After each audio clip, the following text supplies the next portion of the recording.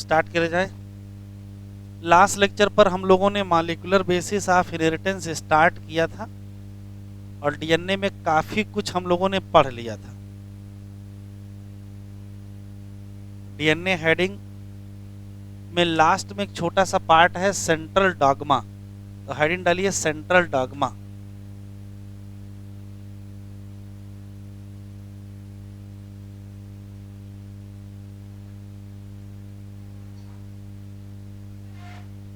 तो हेडिंग डालिए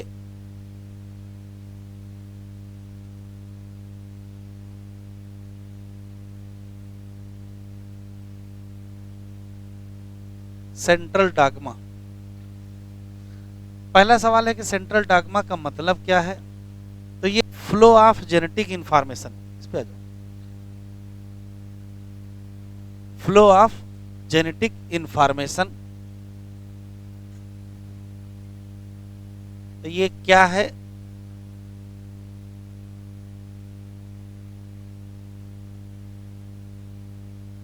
flow of genetic information, और फ्लो कुछ ऐसा होता है कि डीएनए से आरएनए से प्रोटीन। क्वेश्चन पूछा गया ये फ्लो किसने एक्सप्लेन किया है।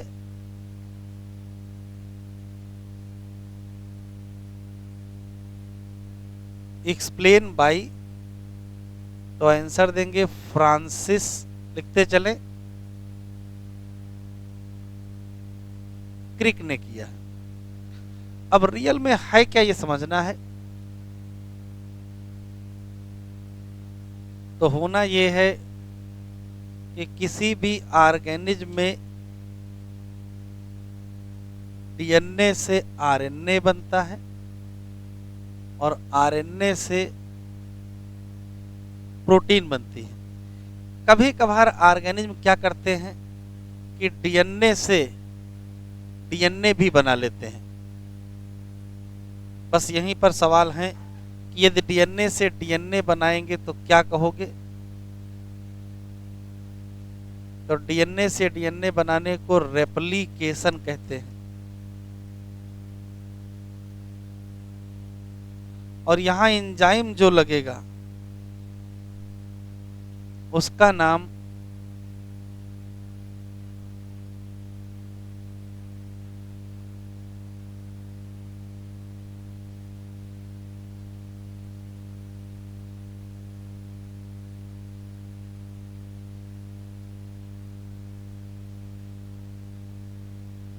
डीएनए पॉलीमरेज, या इसी का दूसरा नाम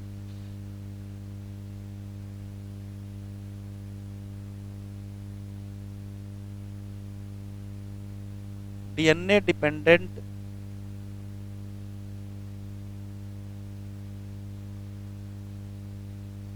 डीएनए पॉलीमरेज।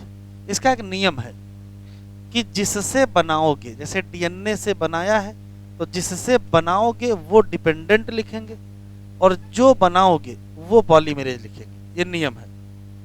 ऐसे ही डीएनए से आरएनए अगर बनेगा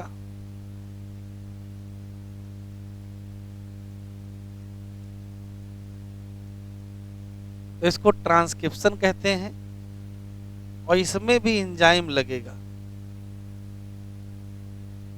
बस एंजाइम के नाम याद रखना है। तो जो कि जो बनता वही पॉलीमरेज होता है, तो नाम लिख देंगे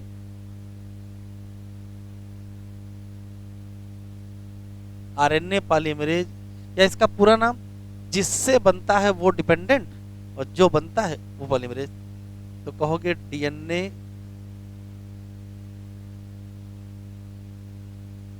डिपेंडेंट आरएनए पॉलीमरेज।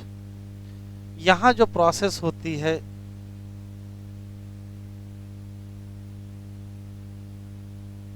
ट्रांसलेशन या प्रोटीन सिंथेसिस है। तो सिर्फ इतना याद रखना है कि central dogma flow of genetic information को कहते हैं, ये किसने एक्सप्लेन किया? तो फ्रांसिस क्रिक ने एक्सप्लेन किया। डीएनए से आरएनए से प्रोटीन यही फ्लो होता है। डीएनए से डीएनए भी बनता है, रेप्लिकेशन है।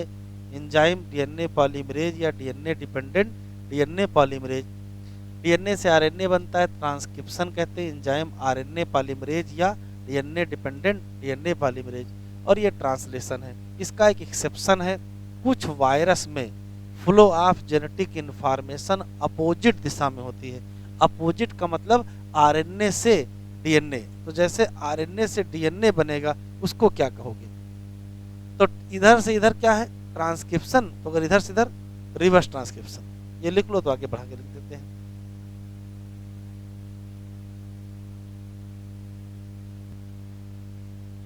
फिर एक्सेप्शन,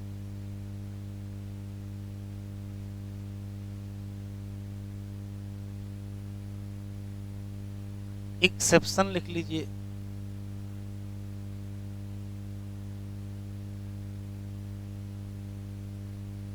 एक्सेप्शन में यह है कि कुछ वायरस नहीं फॉलो करते हैं, नॉट फॉलोज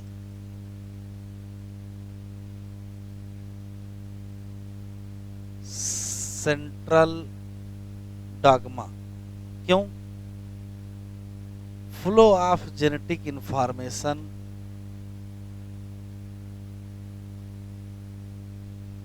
लिखते चलें,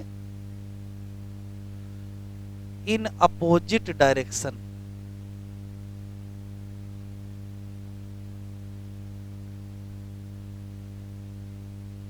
डायरेक्शन कैसे? तो कहोगे आरएनए से क्या बनेगा? डीएनए। प्रोसेस का नाम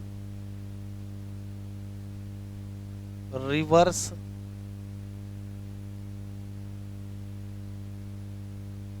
ट्रांसक्रिप्शन और एंजाइम का नाम तो चाहे कह दो रिवर्स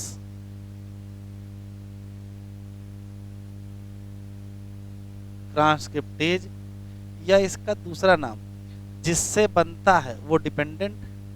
तो कहोगे आरएनए डिपेंडेंट, और जो बनता है वो पॉलीमरेज।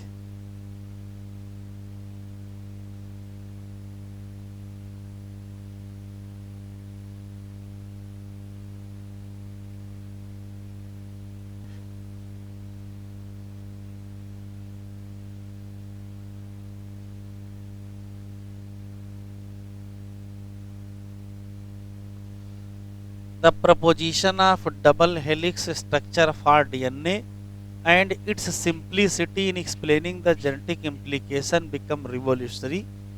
जल्दी ही अकेले, दोनों लोगों ने ही अकेले, फ्रांसिस क्रिक ने क्या किया? प्रपोज कर दिया सेंट्रल ड्रागमा इन मॉलिक्यूलर बायोलॉजी। ये कहता है कि जो जेनेटिक इंफॉर्मेशन का फ्लो है वो डीएनए से आरएनए से प्रोटीन है, ये डीएनए से आरएनए और आरएनए में स्पेशली एमआरएनए, और ये क्या? प्रोटीन। लेकिन कभी कभार डीएनए से डीएनए बना तो इसका नाम रेप्लिकेशन, यहां से यहां ट्रांसक्रिप्शन, यहां से यहां ट्रांसलेशन। कुछ वायरस, बस ये ध्यान रखिएगा, जैसे ही यहां सम की जगह आल कर देगा वैसे गलत हो जाएगा। सभी वायरस में ऐसा नहीं होगा। ये किस वायरस में होता है इसके ऊपर चाहे लिख लीजिए, आरएनए कंटेनिंग वायरस।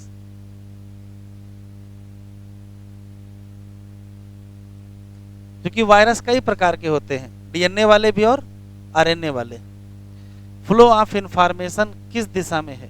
रिवर्स, मतलब आरएनए से क्या बन जाता है? डीएनए। कह रहा प्रोसेस का नाम रिवर्स ट्रांसक्रिप्शन और एंजाइम का नाम रिवर्स ट्रांसक्रिप्टेज या RNA dependent DNA polymerase. Heading डालिए packaging of DNA helix.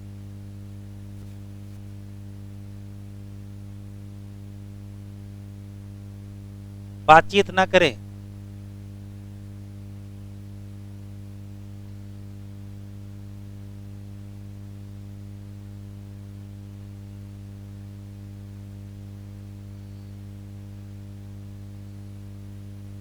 Packaging of DNA helix. पहला सवाल है कि डीएनए के हेलिक्स की पैकेजिंग करने की क्या आवश्यकता पड़ गई। तो आवश्यकता समझे। पर डीएनए की जो लंबाई है, तो डीएनए की लंबाई पता करने का तरीका क्या है कि जितने नंबर आप बेस पेयर हो उसको आप दो डीएनए बेस के पेयर के बीच की दूरी से मल्टीप्लाई करते हो ही तो करते हो। मतलब अगर किसी में 6.6 गुणे 10 की पावर 9 बेस पेयर है, उसको गुणा कर दो किससे, 0.34 गुणे 10 की पावर 9 से, तो नेट निकल आएगा। तो आप जब निकालोगे तो आपको आइडिया लगेगा। ह्यूमन में डीएनए की लंबाई 1.1 मीटर या 2.2 मीटर है। 2 मीटर मतलब इतना हो गया लगभग लगभग। और ह्यूमन सेल कितनी है, माइक्रोस्कोपिक स्ट्रक्चर है। सेल माइक्रोस्कोपिक है, उसके अंदर न्यूक्लियस और छोटा है, उसके अंदर रखा है। तो कहने का मतलब है कि इतना बड़ा डीएनए इतनी छोटी जगह में कैसे रखोगे, तो फिर कोई ना कोई तरीका निकालना पड़ेगा। तो फिर कॉइल करके ही रखना पड़ेगा, फोल्ड करके ही रखना पड़ेगा, क्योंकि न्यूक्लियस का डायमीटर 10 की पावर -6 है। न्यूक्लियस 10 की पावर -6 है और जो अंदर रखना है वो 2 मीटर लंबा है, तो कैसे रखोगे। तो कोई तरीका होना चाहिए। तो पैकेजिंग की नीड क्यों है, इसको पहले पैराग्राफ में लिखा है। तो जो लिख रहे हैं उसको लिख लीजिए, बस बातचीत ना करें। अब ऑलरेडी लेट आए हैं।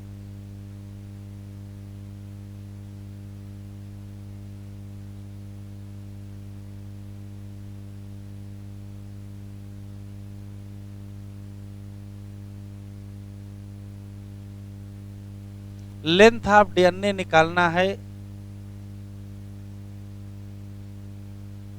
तो नंबर ऑफ बेस पेयर को मल्टीप्लाई कर दीजिए डिस्टेंस बिटवीन बेस पेयर। और डिस्टेंस बिटवीन बेस पेयर है कितनी, 0.34 नैनोमीटर या 0.34 गुणे 10 की पावर -9 मीटर। बात एक ही है। इस अब लेंथ की अगर हम लोग बात करें तो ह्यूमन डिप्लॉयड सेल में जो लेंथ होती है वो 2.2 मीटर होती है। कैसे निकला, तो बेस कितने थे, 6.6 गुणे 10 की पावर 9 और गुणा कर दिया किससे, 0.34 गुणे 10 की पावर -9। ये गुणा करोगे तो ये आंसर आ जाएगा। ऐसे ही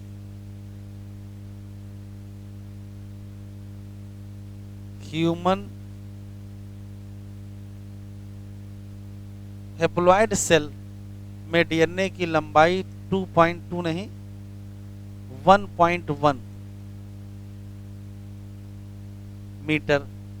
वो कैसे निकालोगे, तो वो निकालेंगे ऐसे कि यहाँ जहाँ 6.6 था वहाँ 3.3 गुणे 10 की पावर 9 को मल्टीप्लाई कर दो 0.34 गुणे 10 की पावर -9, आंसर ये आ जाएगा।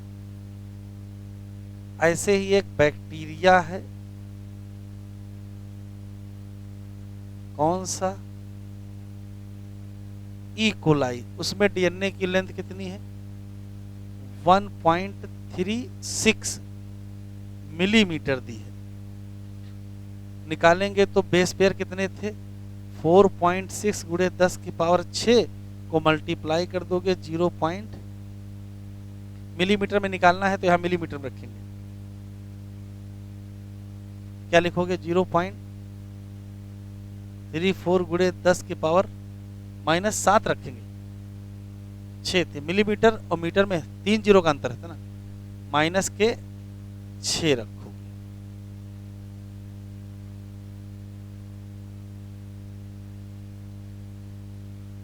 कहने का मतलब ये है कि टिपिकल मैमल सेल में जो न्यूक्लियस है उसका जो डायमीटर है वो 10⁻⁻⁶ मीटर है। और इसमें डीएनए जो है वो वेरी लॉन्ग है। इसका मतलब क्या है? डीएनए मस्ट बी पैक्ड, उसकी पैकिंग करनी ही पड़ेगी।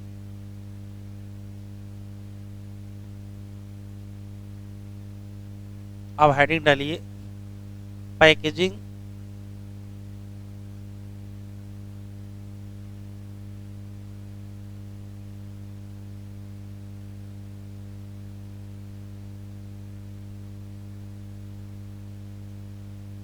Packaging of DNA in prokaryote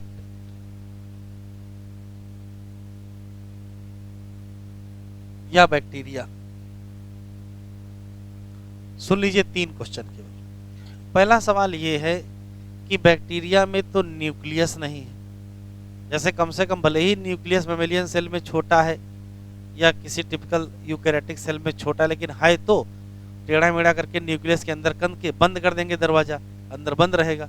यहाँ तो न्यूक्लियस भी नहीं है, तो समस्या ये है कि फिर कैसे पैक करोगे। तो न्यूक्लियस नहीं है, इसका ये मतलब न निकाल लीजिएगा कि जो डीएनए है वो पूरे साइटोप्लाज्म में स्कैटर्ड है। स्कैटर्ड नहीं है, पैकेज यहाँ भी है। कैसे पैकेजिंग समझिएगा। तो डीएनए के ऊपर चार्ज होता है निगेटिव, और यहाँ पाई जाती है कुछ पॉजिटिव चार्ज की बेसिक प्रोटीन। तो उन्हीं प्रोटीन की मदद से डीएनए को पैक किया जाता है। और डीएनए को पैक करते हैं जिस रीजन में, उसको न्यूक्लियोइड कहते हैं। और वहाँ डीएनए के लूप होते हैं, मतलब एक डीएनए का ये लूप है, फिर डीएनए का दूसरा लूप है। तो लूप को आपस में बांध के रखते हैं, किसके द्वारा? उसी बेसिक प्रोटीन से। और इसको कहते हैं सुपर क्वाइल स्टेज। तो इसमें सुपर क्वाइल स्टेज में डीएनए की पैकिंग होती है न्यूक्लियोइड रीजन में। तो 4 क्वेश्चन है केवल।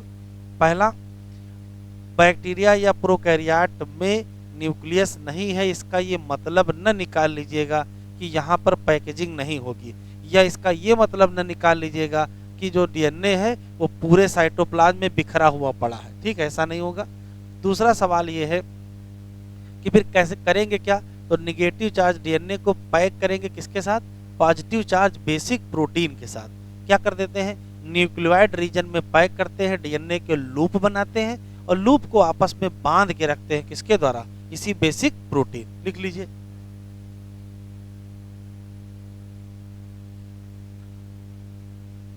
प्रोकैरियोट या बैक्टीरिया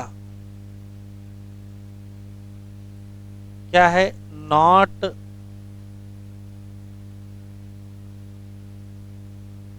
हैव न्यूक्लियस, लेकिन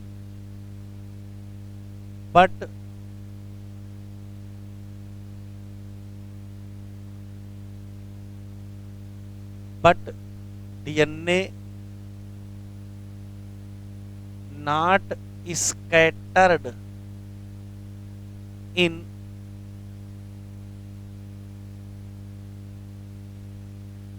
एक बात, दूसरी खास बात है, निगेटिव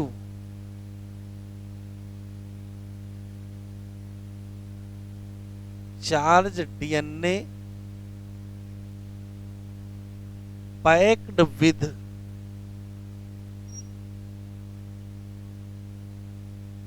पॉजिटिव चार्ज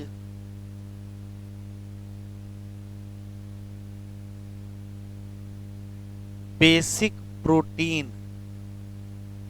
बस ये याद रखिएगा, ये बेसिक प्रोटीन हिस्टोन नहीं होती है, नॉन हिस्टोन होती है। तो packed with positive charge basic protein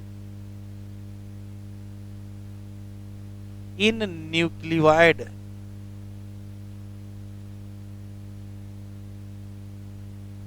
reason क्या होता है? Large loop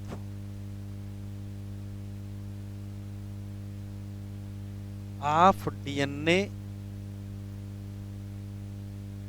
held by protein.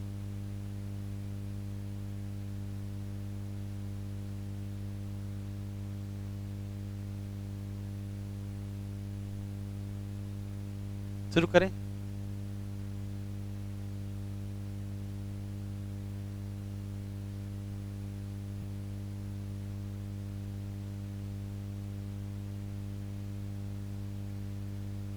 हो गया है।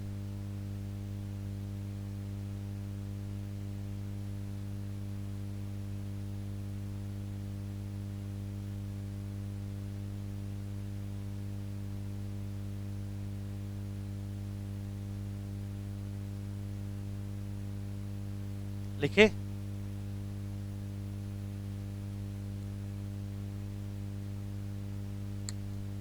Packaging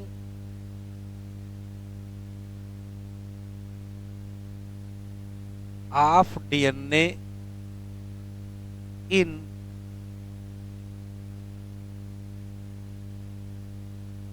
eukaryotic cell.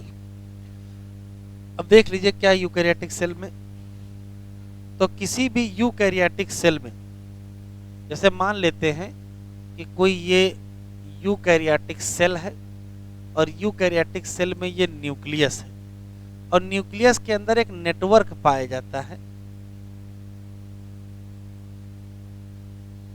ये मान लेते हैं न्यूक्लियस है और उसके अंदर ये नेटवर्क है। ये नेटवर्क, इस नेटवर्क का नाम क्रोमैटिन होता है। थोड़ा बहुत अगर याद हो तो फ्लेमिंग नाम के वैज्ञानिक ने न्यूक्लियस के अंदर के मटेरियल को स्टेन किया था और स्टेन करके बताया था कि इसके ऊपर रंग चढ़ा है, ये नेटवर्क जैसा है, इसका नाम हम क्या रख लें, क्रोमैटिन रख लें। बाद में पता चला कि वास्तव में ये क्या है, तो वास्तव में ये न्यूक्लियोप्रोटीन नेटवर्क है। न्यूक्लियोप्रोटीन कहो चाहे इसको डीऑक्सीराइबो न्यूक्लियो प्रोटीन का नेटवर्क हो। कहने का मतलब इसमें फिर दो चीजें पाई जाती हैं, एक तो इसमें डीएनए पाया जाएगा, अभी लिखेंगे नहीं, और एक इसमें प्रोटीन पाई जाएगी। न्यूक्लियोप्रोटीन नेटवर्क में दो चीजें हैं, डीएनए है और प्रोटीन है। डीएनए की खास बात यह है कि इसके ऊपर पाया जाता है निगेटिव चार्ज,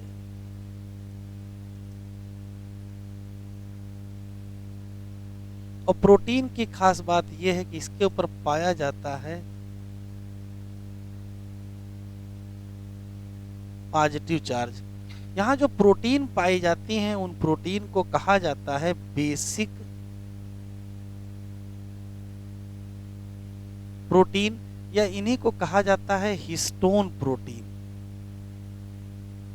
अभी लिखिएगा नहीं, सुन लीजिए, बेसिक प्रोटीन या हिस्टोन प्रोटीन। बेसिक प्रोटीन क्यों कहते हैं, क्योंकि अमीनो एसिड कौन से होंगे, बेसिक अमीनो एसिड होंगे। किसी भी पर्टिकुलर प्रोटीन पर चार्ज कौन सा होगा वो दो चीजों से तय होता है कि उसमें अमीनो एसिड कौन से हैं और अमीनो एसिड की साइड चेन पर चार्ज कौन सा है। इसी साल पूछा गया है कि यहाँ कौन से अमीनो एसिड होते हैं, तो यहाँ जो अमीनो एसिड होते हैं उनका नाम लाइसीन एंड आर्जिनिन है, और इन अमीनो एसिड की जो साइड चेन है उस पर पाया जाता है पॉजिटिव चार्ज। तो अगर साइड चेन पर पॉजिटिव चार्ज होगा तो प्रोटीन पर चार्ज कौन सा आ जाएगा, पॉजिटिव चार्ज आ जाएगा। अब हिस्टोन प्रोटीन कितने टाइप की होती है, अभी लिखना नहीं, तो कहोगे टोटल 5 प्रकार की हिस्टोन प्रोटीन होती है। कौन सी, तो एक का नाम होता है H1, एक का नाम H2A, एक का नाम H2B, एक का नाम H3 और एक का नाम H4। तो कुल कितनी हो गई, 5 टाइप की हो गई। इसमें से ये 4, इन चारों के 2-2 मॉलिक्यूल ले लेंगे तो कितनी हो जाएंगी, 8 प्रोटीन हो जाएंगे। और इस 8 प्रोटीन के ग्रुप को कहते हैं हिस्टोन,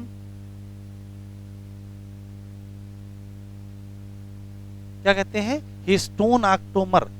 कितनी कितनी हिस्टोन प्रोटीन, 8 हिस्टोन प्रोटीन मिल करके क्या बना लेती हैं, हिस्टोन ऑक्टोमर। ये जो निगेटिव चार्ज डीएनए है, ये निगेटिव चार्ज डीएनए पैक हो जाता है किसके साथ, पॉजिटिव चार्ज प्रोटीन के साथ, और तब बनता क्या है, तो जो ये हिस्टोन ऑक्टोमर है इसके चारों तरफ डीएनए लिपट जाता है, निगेटिव चार्ज डीएनए रैप हो जाता है around the positive charge histone octamer, और तब बनेगा जो स्ट्रक्चर उसका नाम न्यूक्लियोसोम। अभी आगे लिखाएंगे। तो हिस्टोन ऑक्टोमर पर चार्ज कौन सा होगा, तो कहोगे पॉजिटिव चार्ज, इतना लिखो पहले।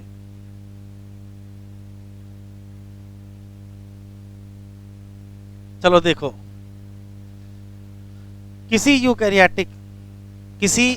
यूकैरियोटिक सेल में जो निगेटिव चार्ज डीएनए है वो लिपट जाता है चारों तरफ। अब बातचीत ना करो, अब हिसाब बाद में लगा लेना कितना कमाएंगे, आज ही ना कमाओ। निगेटिव चार्ज डीएनए लिपट जाता है पॉजिटिव चार्ज किसके, हिस्टोन ऑक्टोमर। ये है डीएनए और ये सर्कल वाला क्या है, कोर ऑफ हिस्टोन ऑक्टोमर। तो हिस्टोन ऑक्टोमर के चारों तरफ डीएनए लिपट जाता है और जो स्ट्रक्चर बनता है उसका नाम न्यूक्लियोसोम। तो negative charge DNA wraps around positive charge histone octamer to make nucleosome. अब ये एक न्यूक्लियोसोम है, बनता कैसे जरा देखो। तो न्यूक्लियोसोम के चारों तरफ डीएनए लिपटा हुआ है, वो डीएनए जो लिपटा होता है उसको कहते हैं ऑक्टोमर डीएनए, और इसमें 140 बेस पेयर होते हैं। ऐसे ये दूसरा हिस्टोन ऑक्टोमर है, इसके ऊपर डीएनए लिपटा है, इसमें भी 140 होंगे। लेकिन एक न्यूक्लियोसोम को दूसरे न्यूक्लियोसोम से जोड़ने के लिए क्या पाया जाता है, लिंकर डीएनए। तो इस लिंकर डीएनए को चाहे तो इस वाले न्यूक्लियोसोम में जोड़ लो तो आगे वाला लिंकर इसमें जोड़ लीजिएगा, और चाहे इस लिंकर डीएनए को इसमें जोड़ लीजिए तो आगे वाला इसमें जोड़ लीजिएगा। कहने का मतलब है कि एक न्यूक्लियोसोम को दूसरे न्यूक्लियोसोम से जोड़ने के लिए भी क्या लगता है, लिंकर डीएनए, और वो भी काउंट होगा किसी एक न्यूक्लियोसोम में। तो किसी एक न्यूक्लियोसोम को बनाने में लगा क्या, तो कहोगे एक लग गया हिस्टोन ऑक्टोमर, एक लग गया क्या ऑक्टोमर डीएनए, एक लग गया क्या लिंकर डीएनए, और एक ही क्या लग जाती है, H1 प्रोटीन। तो H1 प्रोटीन कहाँ नहीं है, H1 प्रोटीन हिस्टोन ऑक्टोमर में नहीं, क्योंकि हिस्टोन ऑक्टोमर में है कौन कौन से, तो हिस्टोन ऑक्टोमर में H2A है, H2B है, H3 है और H4। ये पूछा गया सवाल है कि हिस्टोन ऑक्टोमर में कौन सी प्रोटीन नहीं होती है, तो कहोगे H1 नहीं होती है। लेकिन ये मत कह दीजिएगा कि H1 प्रोटीन न्यूक्लियोसोम में नहीं है, न्यूक्लियोसोम बनाने में एक H1 भी इन्वॉल्व है। तो एक हिस्टोन इन्वॉल्व है, एक ऑक्टोमर डीएनए, एक लिंकर डीएनए, एक H1 प्रोटीन। अब बेस पेयर देखिए, तो ऑक्टोमर डीएनए में कितने हैं, 140, और इसमें कितने हैं 60, तो जोड़ेंगे तो कितने हो जाएंगे, 200 बेस पेयर हो जाएंगे।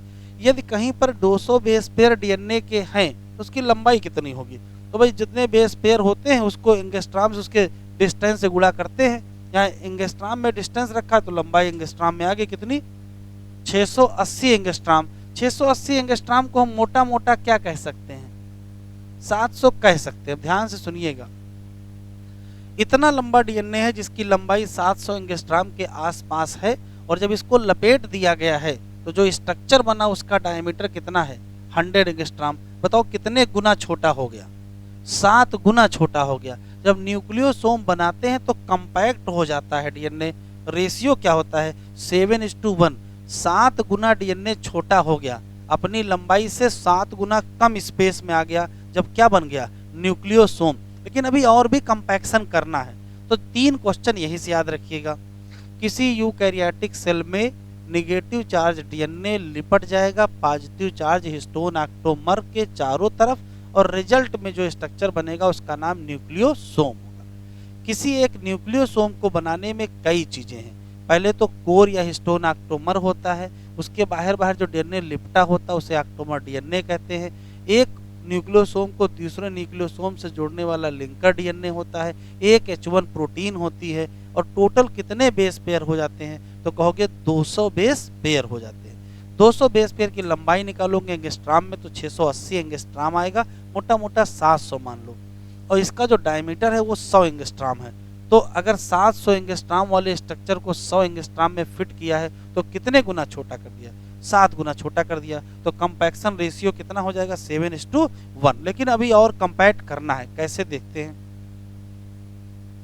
तो होता क्या है कि आपने ले लिया डीएनए और आपने ले लिया प्रोटीन, तो डीएनए और प्रोटीन के रिजल्ट से क्या बना लिया, न्यूक्लियोसोम बना लिया। जैसे मान लेते हैं मैंने ये एक न्यूक्लियोसोम है, ठीक है, फिर क्या करते हैं, एक न्यूक्लियोसोम को दूसरे न्यूक्लियोसोम से जोड़ते जाते हैं और चेन बना लेते हैं। तो चेन जो बनती है उसी से क्रोमैटिन बन जाता है। जैसे एक न्यूक्लियोसोम ये हो गया, फिर दूसरा न्यूक्लियोसोम ये हो गया, फिर तीसरा न्यूक्लियोसोम ये हो गया, चौथा न्यूक्लियोसोम ये हो गया। ऐसा जो स्ट्रक्चर बना है इसको कहते हैं बीड्स ऑन स्ट्रिंग।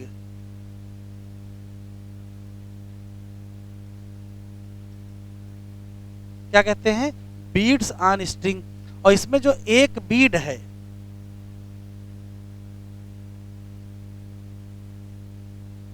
एक बीड का मतलब एक मोती का दाना, वो किसके बराबर है, वो एक न्यूक्लियोसोम के बराबर है। और अगर एक न्यूक्लियोसोम के बराबर है इसका मतलब क्या है, 200 बेस पेयर के भी तो बराबर है। एक क्वेश्चन पूछा गया है, अभी लिखो नहीं, कि ह्यूमन की डिप्लॉयड सेल में टोटल कितनी बीड पाई जाएंगी। ह्यूमन की डिप्लॉयड सेल में कुल कितनी बीड पाई जाएंगी। तो भाई एक बीड बनाने में 200 बेस पेयर खर्चा होते हैं, और बेस पेयर की टोटल संख्या कितनी है, 6.6 गुणे 10 की पावर 9। तो जितने बेस पेयर हैं उनको 200 से भाग दे दीजिए तो टोटल बीड की संख्या निकल आएगी। तो नंबर ऑफ बीड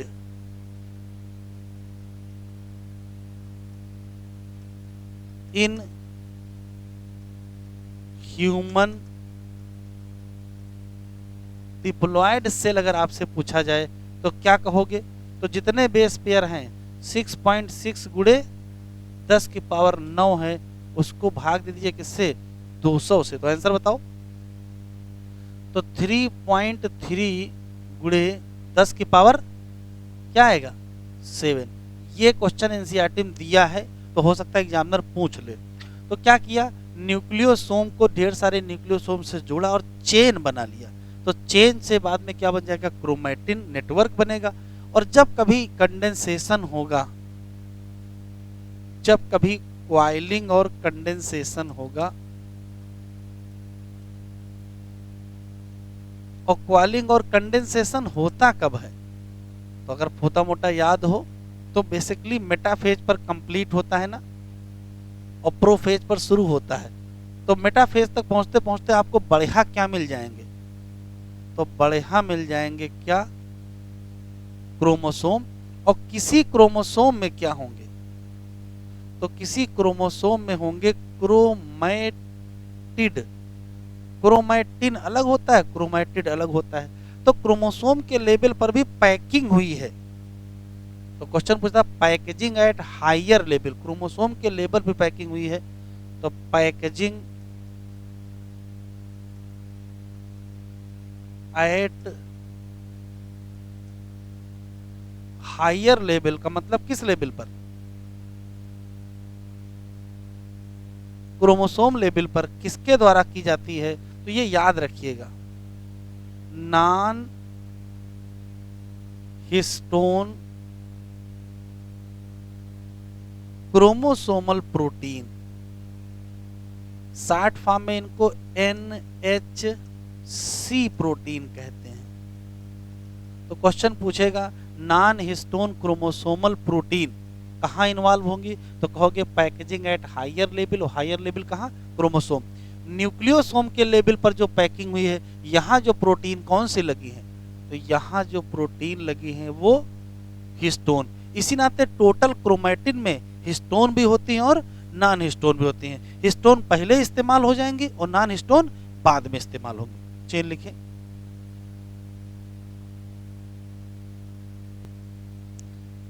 किसी भी यूकैरियोटिक सेल के न्यूक्लियस की खोज के बाद फ्लेमिंग नाम के एक वैज्ञानिक ने उसके अंदर के मटेरियल को स्टेन किया था और उसके ऊपर रंग चढ़ गया था, तो उन्होंने क्या नाम दिया था?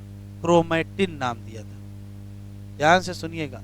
तो जब किसी मटेरियल को स्टेन करते हो, रंग चढ़ाते हो, तो अगर रंग कम चढ़ जाए तो कहोगे लाइट स्टेन है, और रंग ज़्यादा गाढ़ा चढ़ जाए तो डार्क स्टेन है।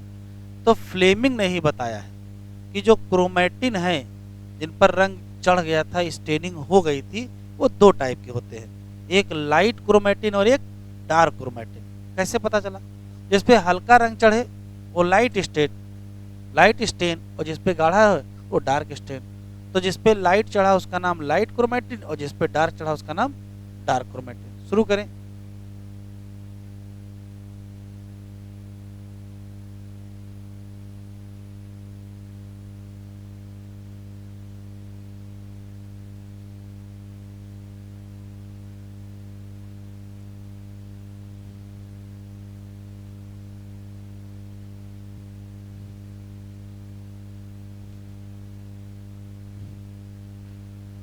क्रोमैटिन दो प्रकार के होते हैं।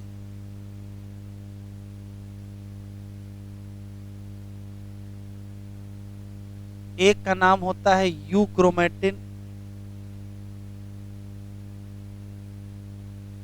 और दूसरे का नाम होता है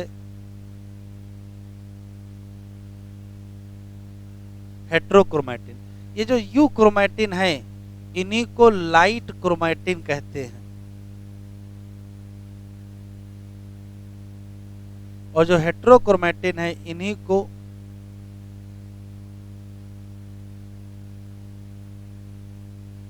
डार्क क्रोमैटिन है।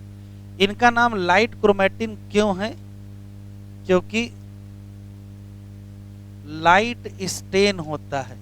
इनका नाम डार्क क्रोमैटिन क्यों है? क्योंकि डार्क स्टेन। अब जरा रुक जाओ, इधर देखो। जैसे मान लेते ये क्रोमैटिन है, ऐसे ऐसे है, और ये क्या ऐसे ऐसे है। तो अगर बहुत ज़्यादा कंडेंस होगी, बहुत ज़्यादा कंडेंस होगी तो बहुत गाढ़ा रंग आएगा, और थोड़ा कम कंडेंस होगी तो कम गाढ़ा रंग आएगा। तो ये जो लाइट स्टेन आया है क्यों आया है? तो कहोगे लूज है, लूज पैकिंग होगी, और अगर बहुत ज़्यादा डेंस पैकिंग कर दोगे तो बहुत गाढ़ा रंग आ जाएगा। तो लाइट स्टेन का मतलब ही है कि क्या हुआ है? Loosely packed. अभी लिखो नहीं, सुन लो। क्रोमैटिन। और ये डार्क स्टेन क्यों आया है? Densely packed chromatin.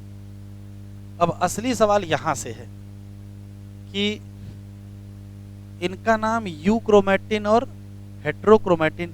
तो यू शब्द का शाब्दिक मतलब होता है ट्रू क्रोमैटिन। अब ट्रू का मतलब क्या है? तो ट्रू का मतलब समझ लीजिए, ऐसा कोई भी क्रोमैटिन जो काम करे, जो काम का हो, उसी को तो हम लोग ट्रू क्रोमैटिन कहेंगे या यू क्रोमैटिन कहेंगे। ऐसा क्रोमैटिन जो हो लेकिन काम ना करे तो उसका मतलब क्या? कोई मतलब नहीं है। इसी नाते ये जो यू क्रोमैटिन होती है ये फंक्शनल क्रोमैटिन होती है, और जो हेट्रोक्रोमैटिन होती है वो नॉन फंक्शनल। तो ये कैसी होती है?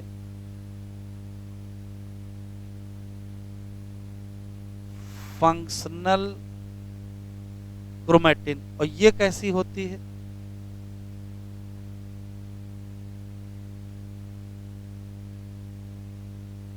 अब सवाल ये है कि फंक्शनल क्रोमैटिन और नॉन फंक्शनल क्रोमैटिन का मतलब क्या है, कौन सा काम करती है? तो काम समझ लो क्या है। तो काम क्रोमैटिन में है डीएनए, और डीएनए से बनना है आरएनए। तो ऐसा क्रोमैटिन जिसके डीएनए से आरएनए बन जाए वो फंक्शनल। तो इसका मतलब क्या है? डीएनए टू आरएनए फॉर्मेशन हो, और यहां नो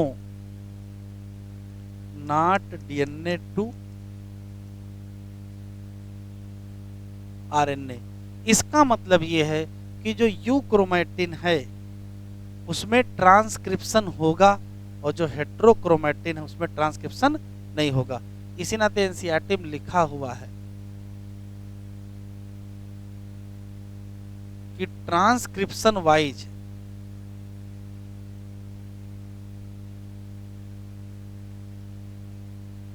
ट्रांसक्रिप्शनली ये क्या होगी, एक्टिव, और ये क्या होगी,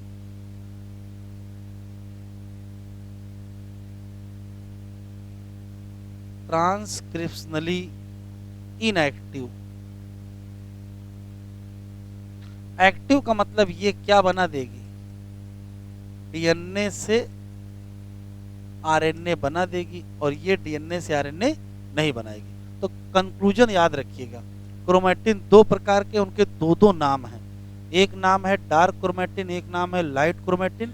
डार्क और लाइट स्टेनिंग के हिसाब से है, और स्टेनिंग के पीछे उनकी पैकिंग है। जो लूज पैक है वो लाइट स्टेन होगी, और जो डेंसली पैक है वो डार्क स्टेन होगी। जो लूज पैक है वो अच्छे से काम करेगी, और जो डार्क पैक है या डेंसली पैक है वो अच्छे से काम नहीं करेगी। तो जो काम करे वो काम क्या करेगी, वो डीएनए से आरएनए बनाएगी, और डीएनए से आरएनए बनने कहते क्या हो, ट्रांसक्रिप्शन। तो ये ट्रांसक्रिप्शनली एक्टिव होगी और ये ट्रांसक्रिप्शनली इनएक्टिव होगी। लिखो,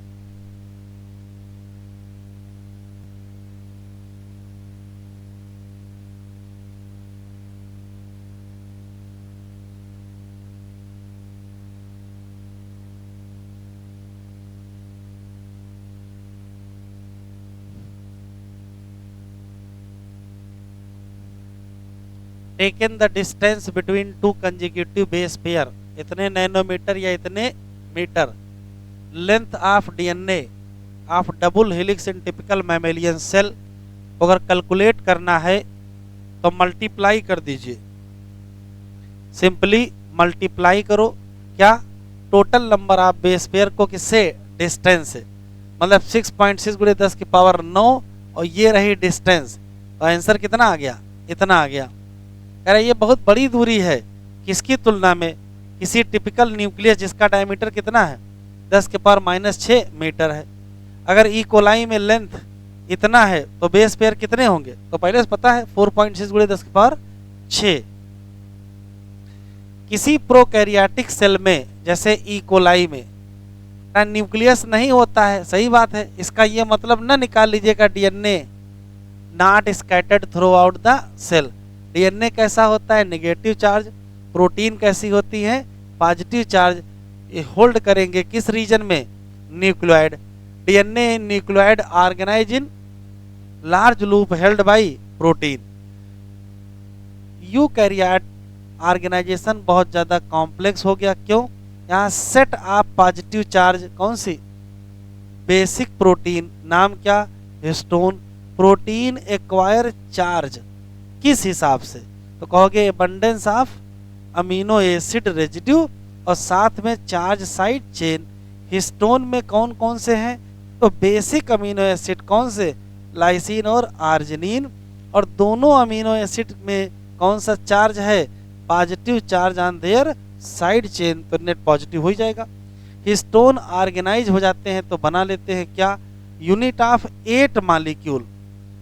सबके दो दो होंगे, 4 के तो 8 हो जाएंगे। और कहोगे क्या,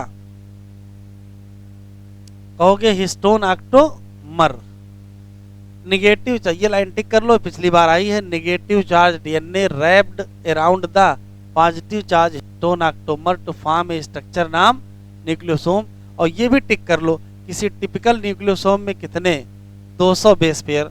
न्यूक्लियोसोम कॉन्स्टिट्यूट करेगा रिपीटिंग यूनिट किसका, तो कहोगे क्रोमेटिन का। वहां थ्रेड लाइक स्टेन बॉडीज हैं। न्यूक्लियोसोम इन क्रोमेटिन, किसी क्रोमेटिन में न्यूक्लियोसोम का एपियरेंस कैसा है, बीड्स ऑन स्ट्रिंग। हाँ ये पॉइंट जरा बढ़ा लो, वहीं ये इलेक्ट्रॉन माइक्रोस्कोप में दिखाई पड़ेगा। बीड्स ऑन स्ट्रिंग जहां लिखो वहीं लिख दो, view under electron microscope, view under electron microscope. कह रहा बताओ कितने ऐसे न्यूक्लियोसोम होंगे किसी टिपिकल मेमेलियन सेल या ह्यूमन सेल में। तो अभी मैंने कैलकुलेट करके आपको दिखा दिया है। बीड्स ऑन स्ट्रिंग स्ट्रक्चर जो कहाँ है, क्रोमेटिन में है। इनको और पैक करेंगे तो क्रोमेटिन के फाइबर बनेंगे, जो फर्दर कॉइल और कंडेंसेशन कहाँ होगा, मेटाफेज। तो अंततः क्या बनेगा, क्रोमोसोम बनेगा। ये टिक कर लो। Packaging of chromatin at higher level require additional set of protein कहते क्या हो, तो कहते हैं, ये टिक कर लो, non histone chromosomal protein NSC. A typical nucleus region of chromatin are या तो लूजली पैक होगी तो क्या होगा, लाइट स्टेन, कहोगे क्या, euchromatin. Chromatin that densely pack तो स्टेन बहुत डार्क होगा, कहोगे क्या, हेट्रोक्रोमेटिन। फिर ये टिक कर लो, आया हुआ सवाल है। हेट्रोक्रोमेटिन को कहा जाता है ट्रांसक्रिप्शनली एक्टिव, जबकि ट्रांसक्रिप्शनली इनएक्टिव कौन है, हेट्रोक्रोमेटिन। हेडिंग डालिए, सर्च फॉर जेनेटिक मटेरियल।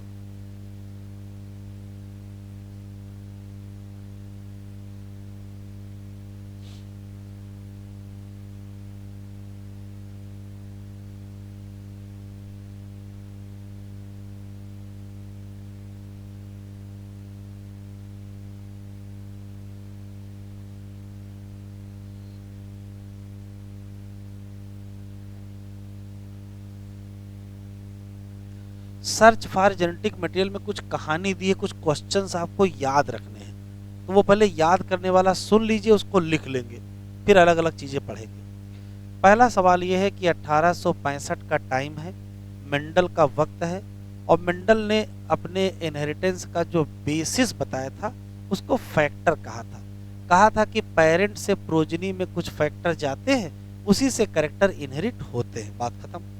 लेकिन मेंडल अपने इस फैक्टर के फेवर में कोई प्रूफ नहीं दे पाए। आगे बहुत सारे वैज्ञानिक आए, 1902 का वक्त आया, सटन और बावरी आए, और उसके साथ टीएच मॉर्गन और भी अगल बगल के बहुत सारे वैज्ञानिक थे। उन सब लोगों ने क्या किया कि जो बेसिस ऑफ इनहेरिटेंस था उसको क्रोमोसोम के लेवल पर पहुंचा दिया था, क्रोमोसोमल थ्योरी उन लोगों ने दे दिया था।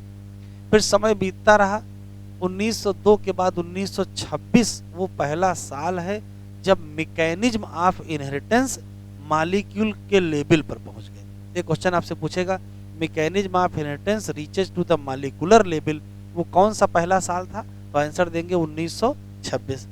उसके 2 साल बाद 1928, देखो हम आपको क्रम में सुना रहे हैं, क्रम ही में याद रहेगा। 1928 की बात है, एक वैज्ञानिक है फ्रेडरिक ग्रिफिथ, उन्होंने एक एक्सपेरिमेंट किया था। उस एक्सपेरिमेंट में क्या किया था, कैसे एक्सपेरिमेंट किया था, वो हम अलग से पढ़ेंगे, लेकिन उस एक्सपेरिमेंट का कंक्लूजन सुन लीजिए।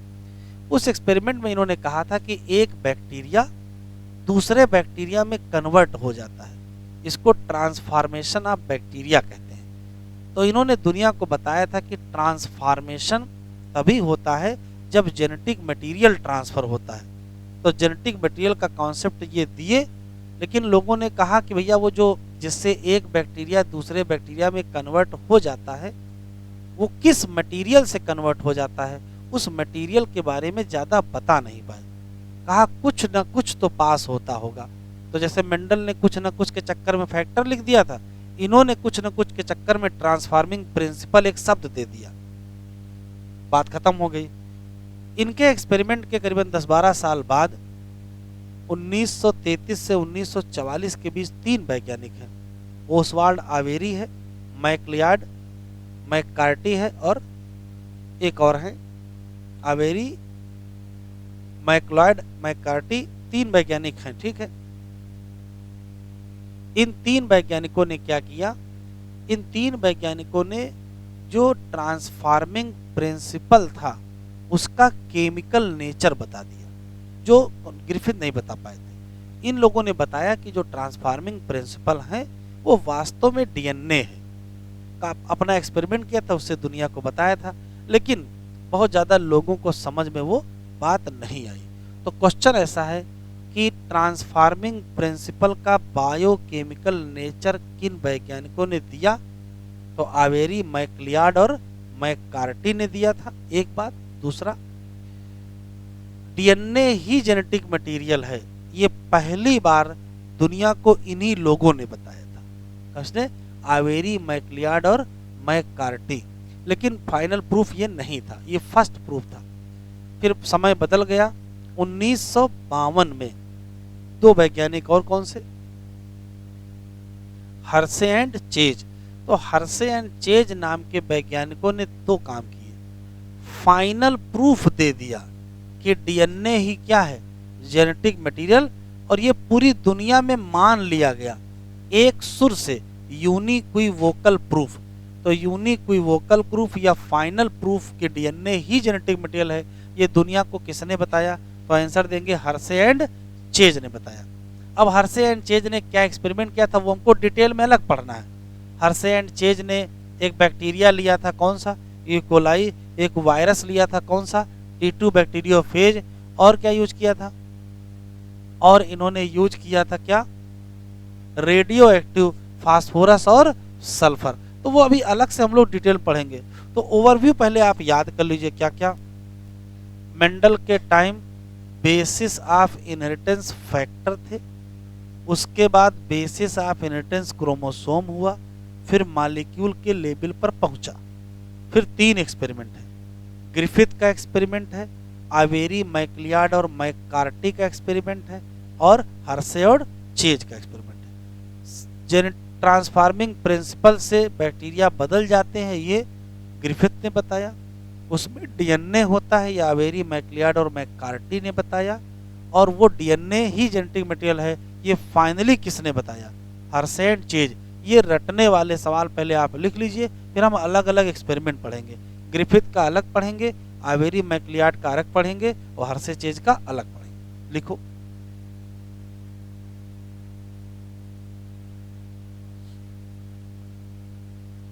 सन 1865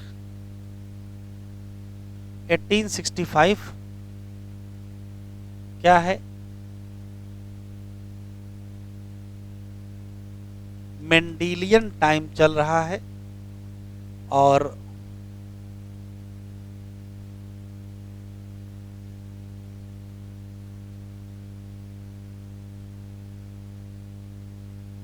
बेसिस ऑफ इनहेरिटेंस क्या थे?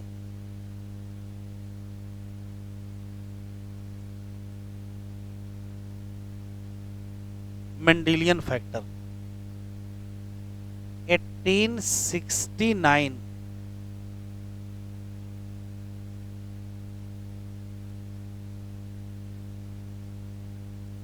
फ्रेडरिक मिस्चर, इन्होंने क्या देख लिया था? न्यूक्लिन इन न्यूक्लियस। ये काम किसका है? 1869 में फ्रेडरिक मिस्चर का है। 1902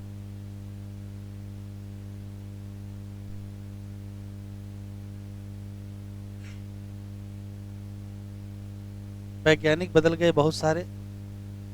कौन कौन से? सटन थे, पावेरी थे, मार्गन। इन सब लोगों ने क्या कहा?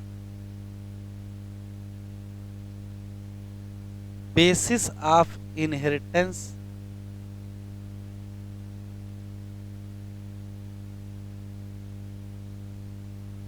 क्रोमोसोमल समझाया था, क्रोमोसोमल थ्योरी दी थी। फिर 1926 ये पहला मौका है, first time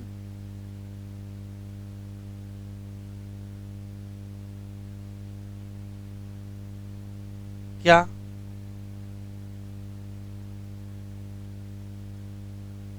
mechanism of inheritance कहां पहुंच गया? मॉलिक्यूलर लेवल पर। फिर समय बदला, 1928 आया, वैज्ञानिक बदल गए,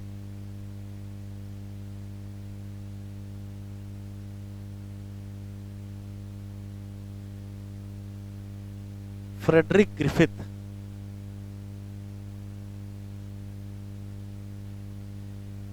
इन्होंने क्या किया, एक्सपेरिमेंट किया।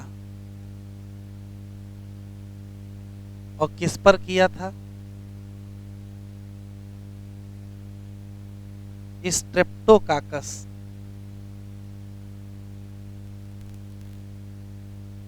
निमोनी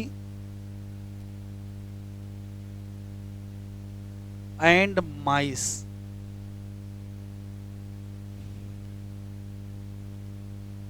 और कॉन्सेप्ट दिया था क्या,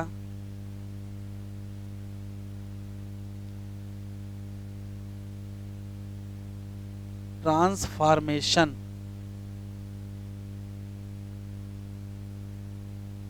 ऑफ बैक्टीरिया।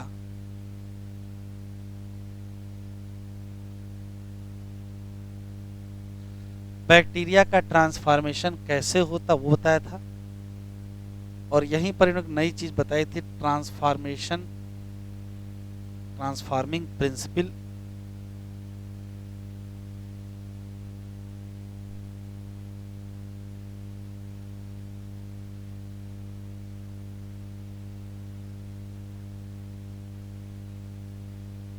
ये क्या था अभी आगे डिटेल में पढ़ेंगे। चलिए आगे लिखिए।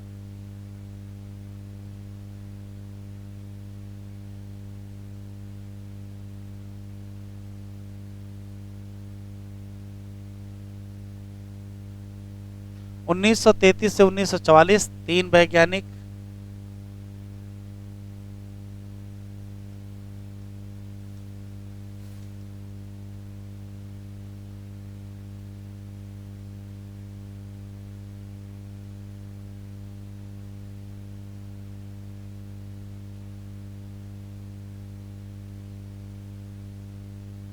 Oswald आवेरी, Colin McLeod, मैकलाइन McCarthy.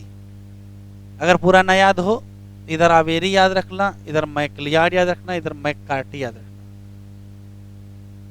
इन तीनों ने क्या क्या किया,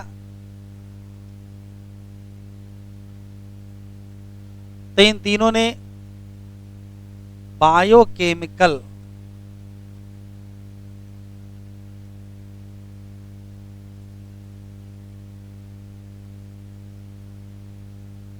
कैरेक्टराइजेशन किया, बताया, ऑफ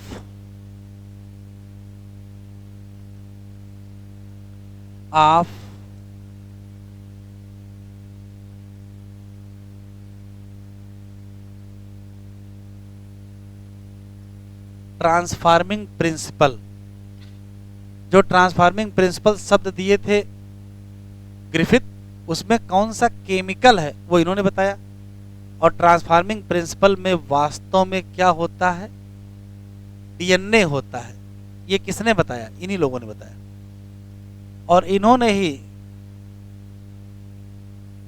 दिया first proof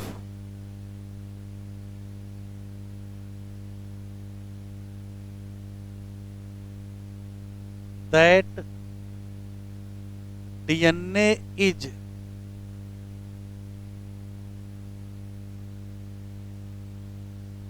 genetic material.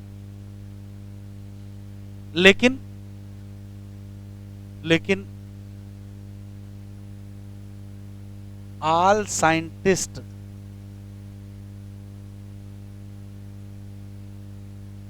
Not convinced, सभी लोग सहमत नहीं हुए। तो कब सहमत हुए, 1952 में। वैज्ञानिक बदल गए, कौन से, पूरा नाम अल्फ्रेड हर्शे,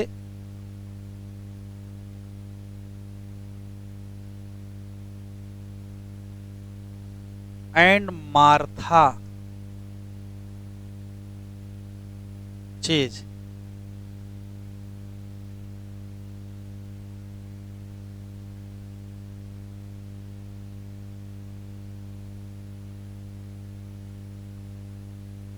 इन्होंने ही दिया क्या, final proof that DNA is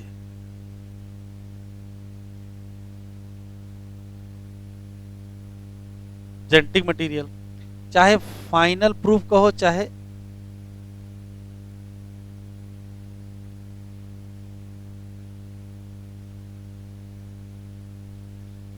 यूनिक्विवोकल proof कहो, इन्होंने एक्सपेरिमेंट भी किया था।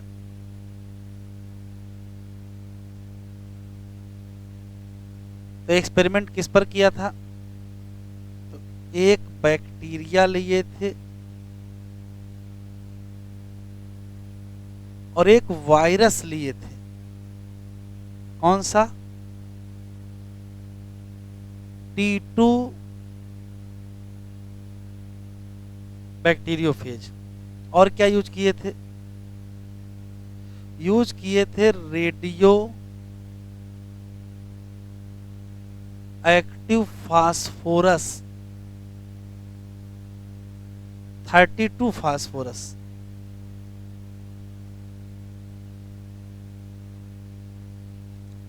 And radio active sulphur,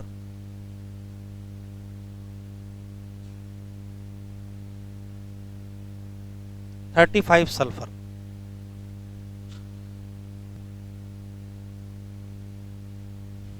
heading डालें ग्रिफिथ एक्सपेरिमेंट।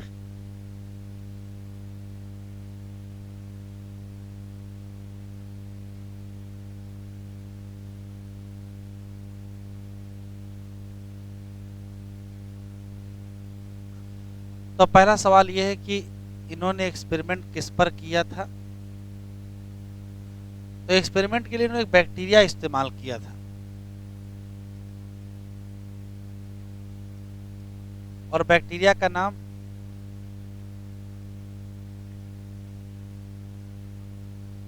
स्ट्रेप्टोकाकस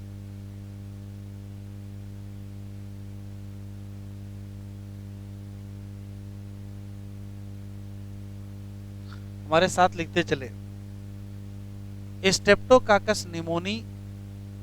अभी एक्सपेरिमेंट ने तो अभी उसके पहले की इंफॉर्मेशन, इसकी 2 स्ट्रेन पाई जाती है। एक होती है आर स्ट्रेन और एक होती है एस स्ट्रेन। आर का मतलब होता है रफ और एस का मतलब होता है स्मूथ। तो ऐसा कोई भी बैक्टीरिया जिसकी कॉलोनी रफ हो वो आर स्ट्रेन, और जिसकी कॉलोनी स्मूथ शाइनी हो वो एस स्ट्रेन। तो रफ कॉलोनी और स्मूथ कॉलोनी। अब सवाल है रफ और स्मूथ कैसे हो जाएगा। तो होता क्या है कि वह बैक्टीरिया जिनके सरफेस पर म्यूकस की कोटिंग नहीं होगी वो रफ होंगे, और जिनके सरफेस पर म्यूकस की कोटिंग होगी वो स्मूथ होंगे। तो रफ कॉलोनी क्यों है, तो कहोगे mucus coat absent.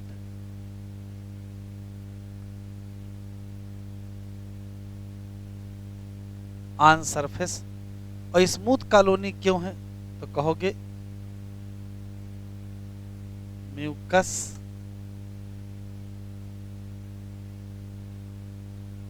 Coat absent on, sorry present on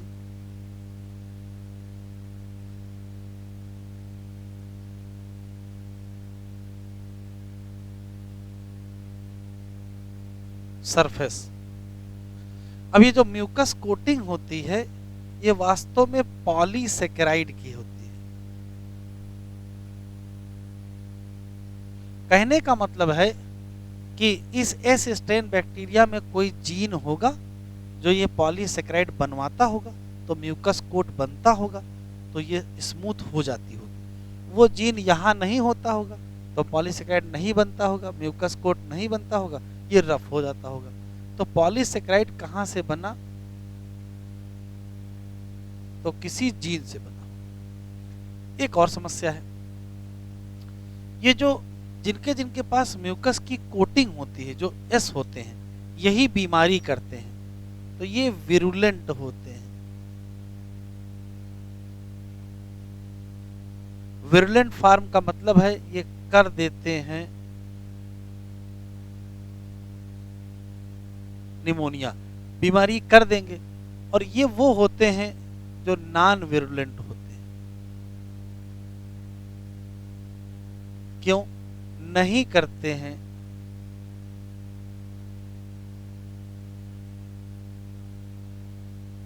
pneumonia, तो जो निमोनिया करें और जो निमोनिया ना करें।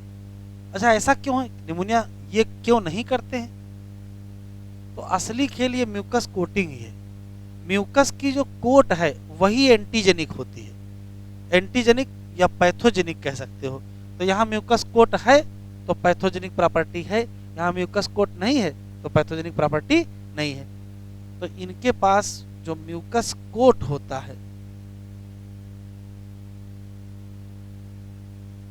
वही एंटीजेनिक या पैथोजेनिक होता है। तो ये पैथोजेनिक नहीं है, नॉन विरुलेंट कहो चाहे इनको,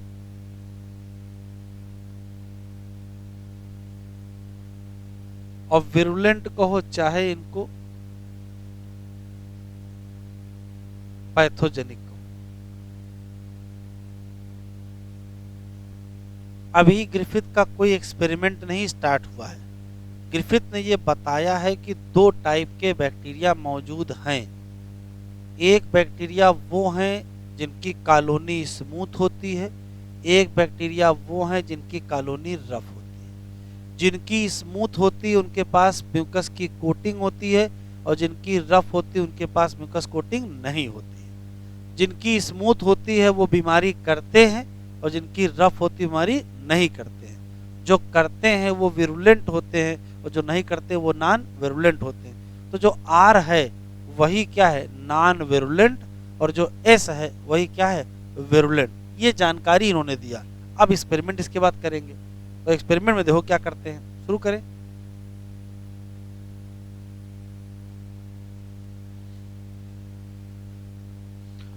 तो सबसे पहला स्टेप ये लेते हैं कि ये ले लेते हैं लाइव आर स्ट्रेन और इसको इंजेक्ट कर देते हैं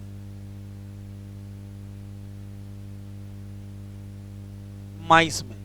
अब आर स्ट्रेन के पास बीमारी करने की क्षमता तो है नहीं, तो आर स्ट्रेन जब इंजेक्ट किया जाएगा तो बीमारी नहीं होगी, और माइस पर कोई फर्क नहीं पड़ेगा। लिखते चले माइस लाइव। क्यों? क्योंकि बीमारी नहीं हुई। फिर दूसरा एक्सपेरिमेंट किया, लाइव एस स्ट्रेन ले लेते हैं और इसको इंजेक्ट कर दिया किसमें? माइस में। तो भाई देखो, एस स्ट्रेन पैथोजेनिक होता है, बीमारी कर देगा, तो माइस डाइड, चूहा मर गया। तो यहां तक तो कोई दिक्कत नहीं, सामान्य बात है। भाई बैक्टीरिया में बीमारी करने की पावर नहीं है तो बीमारी नहीं हुई, और बैक्टीरिया बीमारी करने की पावर है तो बीमारी हुई। यहां इसमें कोई खास बात नहीं। फिर तीसरा क्या लिए? ये जो एस स्ट्रेन है इसको मार दिए, किससे? गर्म करके। तो क्या ले लिए? हीट किल्ड एस स्ट्रेन ले लिए। अब जब हीट किल्ड एस स्ट्रेन ले लिए तो क्या होगा? तो देखो है जरूर ये एस स्ट्रेन, लेकिन ये मरा हुआ है। तो जो बैक्टीरिया ही स्वयं मरा है वो किसी को क्या मारेगा? इसको इंजेक्ट कर दिए,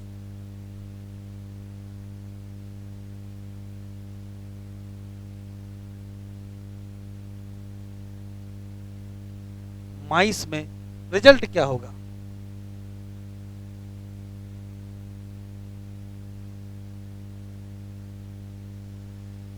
इंजेक्ट इन माइस।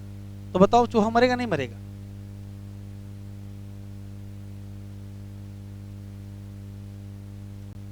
माइस लाइफ, चूहा तो वैसे ही मर जाएगा जब इंजेक्शन लगाएंगे, है ना। लेकिन चूहा इंजेक्शन लगाने के बाद भी बच गया। यहां तक कोई विशेष बात ऑब्जर्वेशन में आई नहीं है। अब इसके बाद देखिए क्या है, इसके बाद इन्होंने बदल दिया। क्या लिए?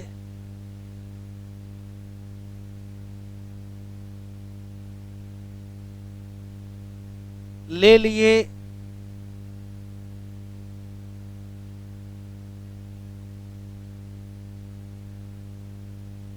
heat killed S strain and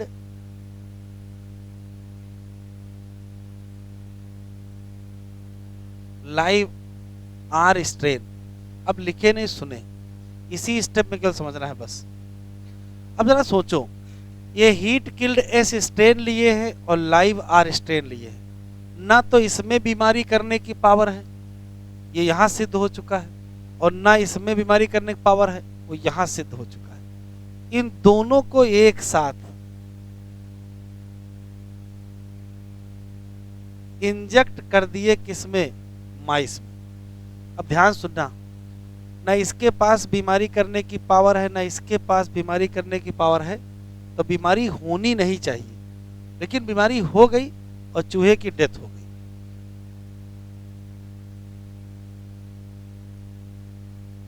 अब ध्यान सुनिए, चूहे की डेथ हो गई तो पहला आश्चर्य जो यहां आया कि ना तो ये बीमारी कर सकता था, ना ये बीमारी कर सकता था, तो बीमारी से मर कैसे गया? तो उन्होंने कहा हो सकता भाई पहले से ही बीमार हो, मर गया हो। एक्सपेरिमेंट बदल देते हैं, सेम एक्सपेरिमेंट को रिपीट कर देते हैं, फिर करके देखते हैं, लेकिन रिजल्ट नहीं चेंज हुआ। जब कई बार एक्सपेरिमेंट किए रिजल्ट वैसा ही रहा, तो फिर ग्रिफिथ सोच रहे हैं कि आखिर क्या हो गया कि चूहा मर गया है, जबकि ना तो इसके पास बीमारी करने की पावर है, ना इसके पास। तो अब ग्रिफिथ के तरीके सोचिए, बस आंसर मिल जाएगा। मान लेते आप ही ग्रिफिथ हो, ऐसे एक्सपेरिमेंट कर रहे हैं, तो कहते एक्सपेरिमेंट बंद करेंगे, घर चले आएंगे चुपचाप। तो ध्यान से सुनिएगा ग्रिफिथ ने क्या सोचा। कहा भाई पता करने के लिए कि इसकी मौत कैसे हुई है, इसका पोस्टमार्टम कराते हैं।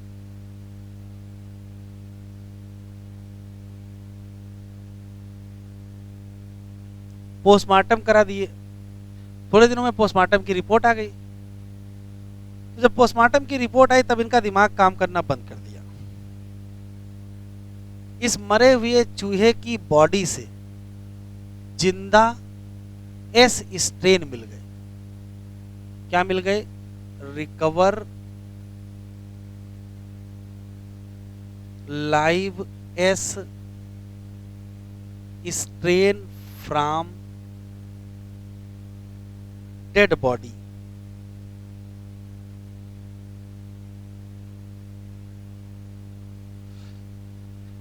जबकि डाले का कौन सा थे? लाइव आर, और मिला कौन सा?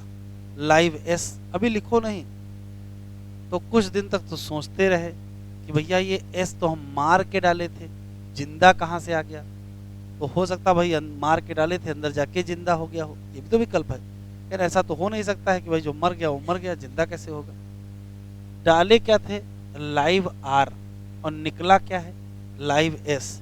तो कुछ क्या हुआ होगा, ये जो लाइव आर वाला है यही कन्वर्ट हो गया किसमें? लाइव एस में। तो इससे कंक्लूजन जो इन्होंने निकाला वो देखो।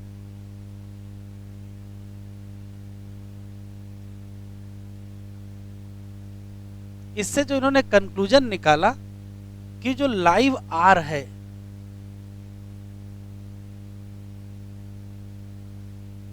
वो बदल गई है किसमें, लाइव एस स्ट्रेन। लोगों ने कहा कैसे बदल गए हैं, तो कह रहा यही तो घटना है transformation.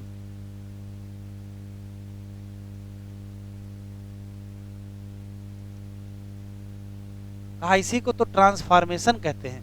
Live R strain live S strain में कन्वर्ट हो गया। तो लोगों ने कहा कैसे कन्वर्ट हो गया, कुछ तो हुआ होगा।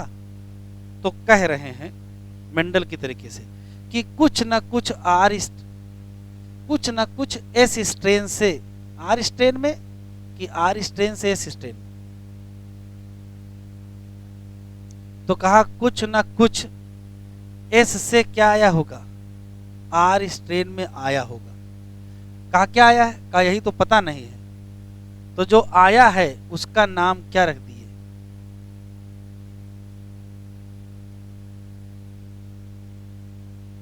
Transforming principal. सुन लीजिए फिर लिखिएगा।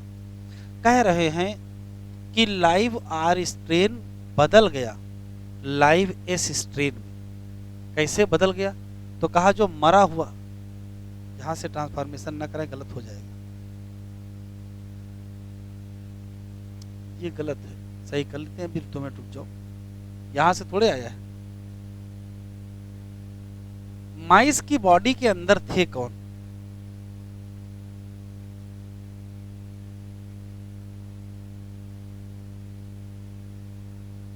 माइस की बॉडी में दो लोग थे, किल्ड एस स्ट्रेन, और कौन थे, लाइव। हुआ ये है कि यहां से यहां कुछ आया है, मरे हुए एस स्ट्रेन से जिंदा आर स्ट्रेन में कुछ आया है, तभी आर स्ट्रेन किसमें कन्वर्ट हो गया, एस स्ट्रेन में। लोगों ने पूछा क्या आया है, तब बताए हैं, पता नहीं क्या आया है, ट्रांसफार्मिंग प्रिंसिपल। तो ध्यान से सुन लीजिए फिर लिखिएगा। जब हीट किल्ड एस स्ट्रेन को लाइव आर स्ट्रेन के साथ मिला के माइस में इंजेक्ट किए तो चूहा मर गया।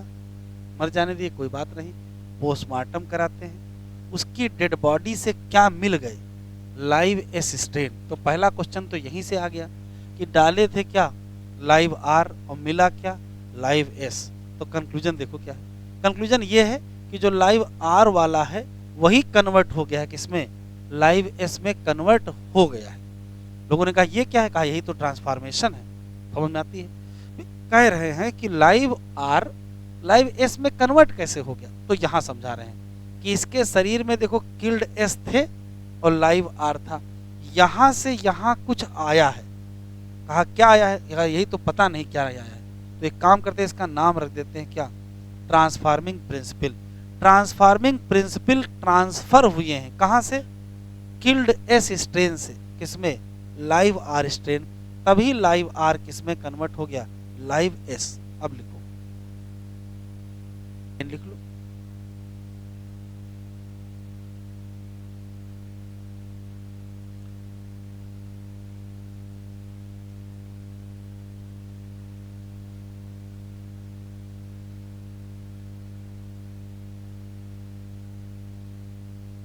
अकॉर्डिंग टू ग्रिफिथ, क्या, live R strain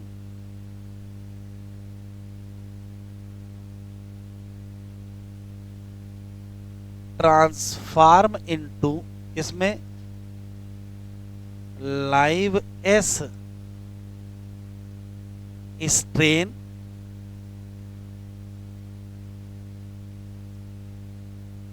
because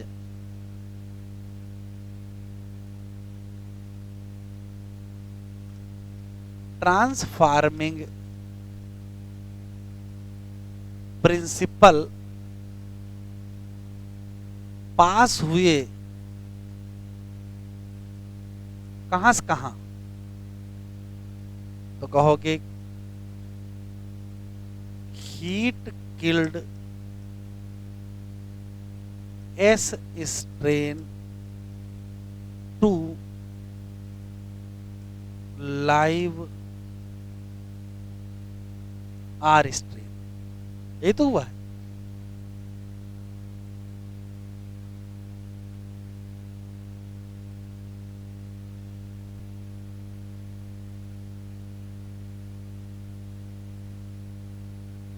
आवेरी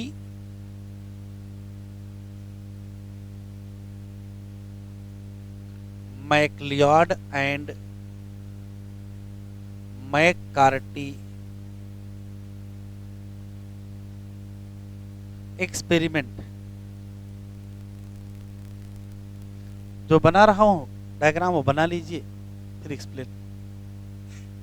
आवेरी, मैक्लियार्ड and McCarthy ने अपने एक्सपेरिमेंट से ये बताया था कि जो ट्रांसफार्मिंग प्रिंसिपल है उसका बायोकेमिकल नेचर डीएनए है, मतलब डीएनए ही जेनेटिक मटेरियल है। ये बात कैसे बताई थी उधर देखो। तो एक टेस्ट ट्यूब में ले लेते हैं हीट किल्ड एस स्ट्रेन और इसके 3 पार्ट बना लेते हैं इक्वल, अलग अलग टेस्ट ट्यूब में रख लेते हैं और किसी एक टेस्ट ट्यूब में मिला देते हैं प्रोटीएज एंजाइम। प्रोटीएज एंजाइम वो एंजाइम है जो इस टेस्ट ट्यूब के कंटेंट में पाए जाने वाले प्रोटीन को तोड़ देगा। इसका मतलब अब इस टेस्ट ट्यूब में क्या नहीं बची, प्रोटीन नहीं बची।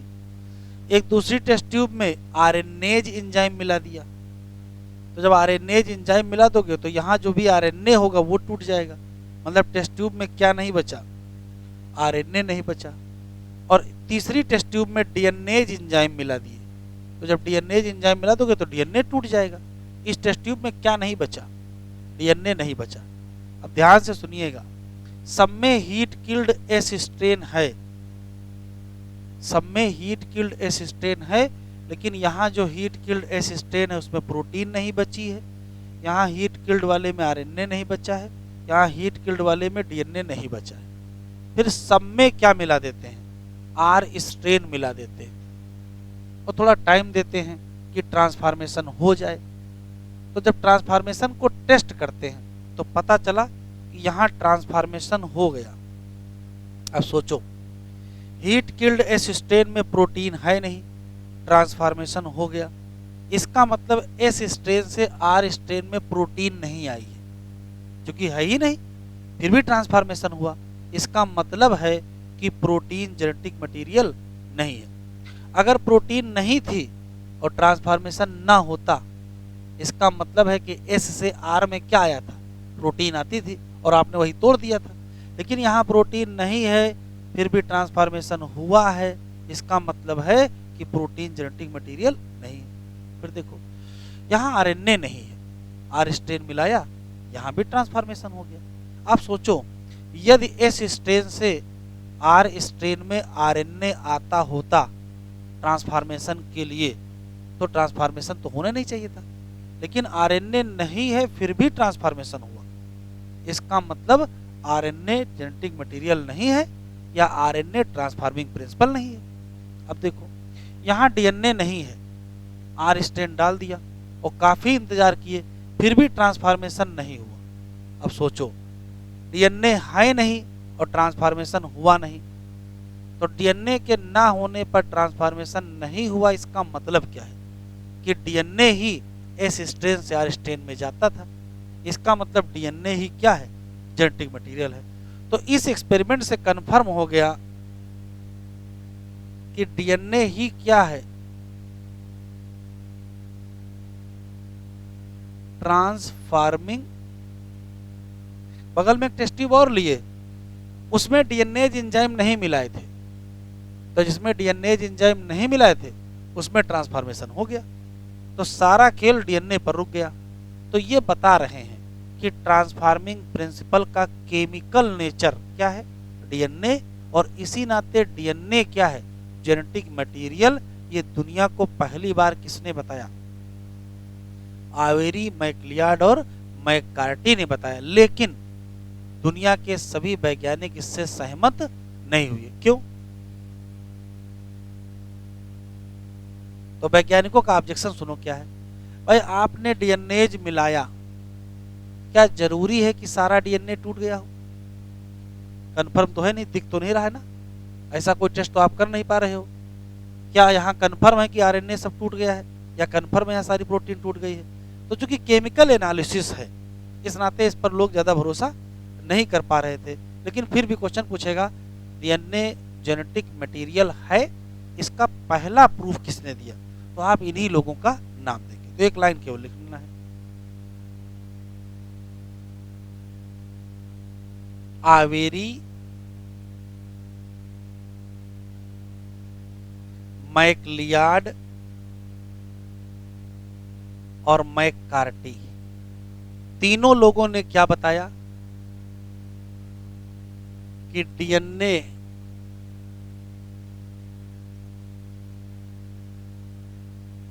पास होता है कहां से कहां, फ्रॉम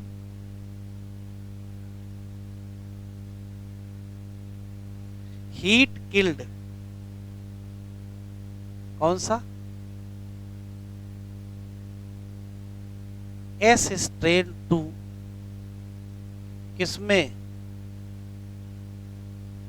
लाइव आर स्ट्रेन। इन्होंने ही कहा कि डीएनए ही है क्या,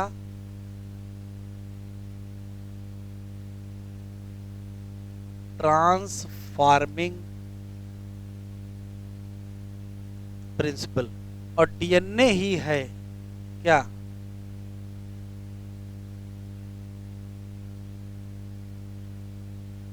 लेकिन not convinced all biologist.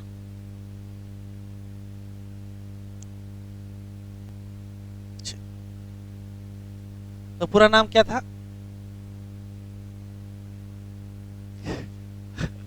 Alfred Hershey Martha chase, कम से कम याद ही हो जाएगा। तो लिखो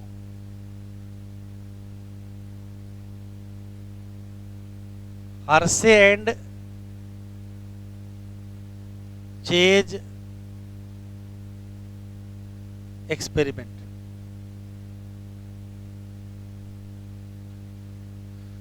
सुनते चलेंगे लिखते चलेंगे, पहले सुन ही लेते हैं थोड़ा सा।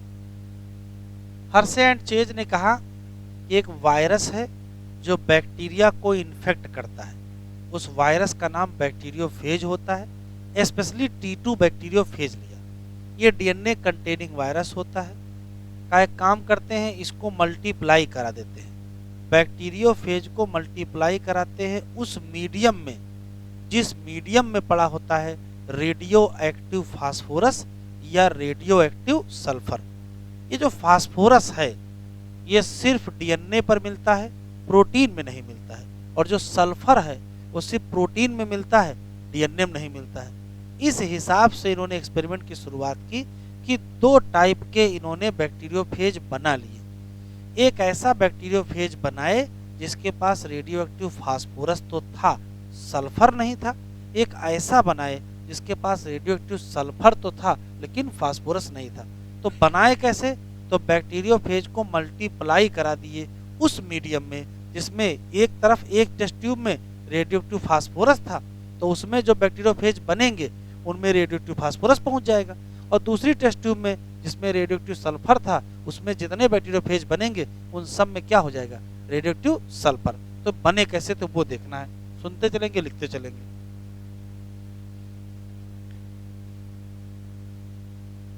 ये मान लेते हैं कि एक बैक्टीरियोफेज है,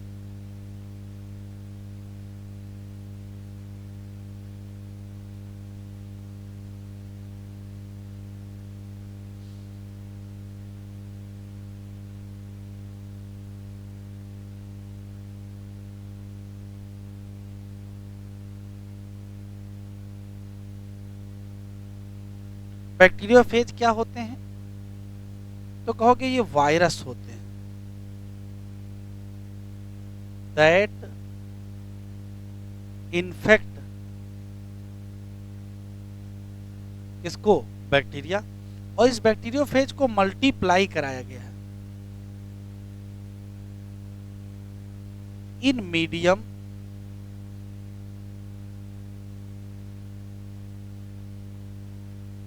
कंटेनिंग, इसमें दो चीजें होंगी, रेडियो एक्टिव फास्फोरस या रेडियो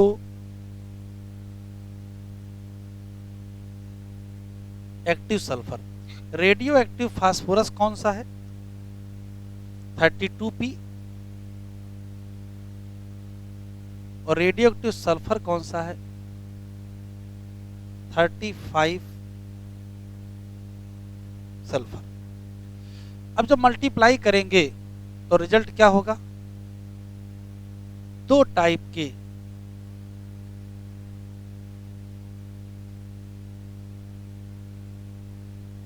बैक्टीरियोफेज मिलेंगे। एक ऐसा बैक्टीरियोफेज मिलेगा जिसमें रेडियोएक्टिव फास्फोरस होगा, एक ऐसा मिलेगा जिसमें रेडियोएक्टिव सल्फर होगा। क्यों? यहां देखो, किसी बैक्टीरियोफेज में दो चीजें होती हैं, डीएनए होता है और प्रोटीन का कोट होता है। डीएनए की खास बात यह है, हैव फास्फोरस लेकिन नो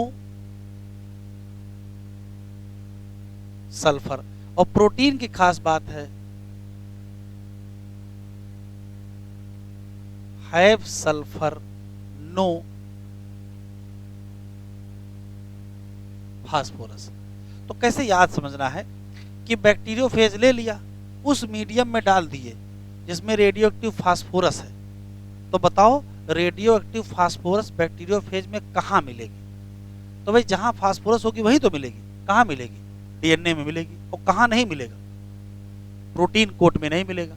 अच्छा, इसी बैक्टीरियोफेज को इस मीडियम में मल्टीप्लाई करा दो तो सल्फर लेंगे, तो सल्फर मिलेगा कहाँ? तो प्रोटीन के कोट पे सल्फर मिलेगा और डीएनए पे सल्फर नहीं मिलेगा। तो दो टाइप के बैक्टीरियोफेज बन जाएंगे। एक ऐसा बैक्टीरियोफेज होगा जिसके पास रेडियो एक्टिव डीएनए होगा लेकिन प्रोटीन रेडियो एक्टिव नहीं होगी। एक ऐसा होगा जिसकी प्रोटीन रेडियो एक्टिव होगी और डीएनए रेडियो एक्टिव नहीं होगा। तो दो टाइप के बनेंगे।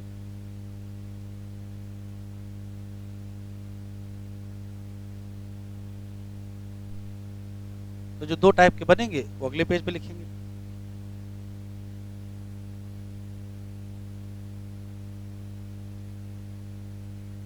हो गया यहां तक?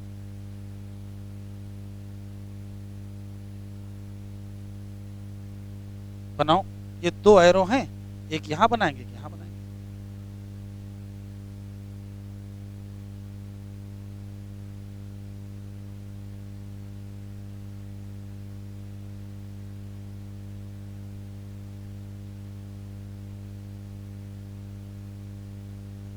बना डालिए। ये एक बैक्टीरियोफेज है,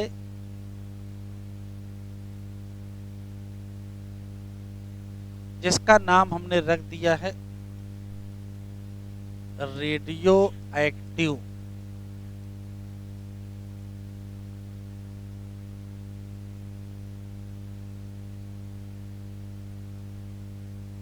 और ये भी एक बैक्टीरियोफेज है।